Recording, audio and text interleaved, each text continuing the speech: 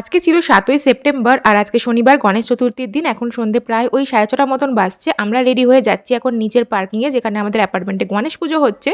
আর সেখানে তোজোর একটা পারফরমেন্সও আছে আজকে। প্রথমেই এখানে পুজো হয়ে গেছে, যজ্ঞ হয়ে গেছে, তারপর প্রসাদে দিয়েছিল পায়েস। আমি আর তোজো সেটা খেয়ে তোজোর পারফরমেন্স শুরু হলো।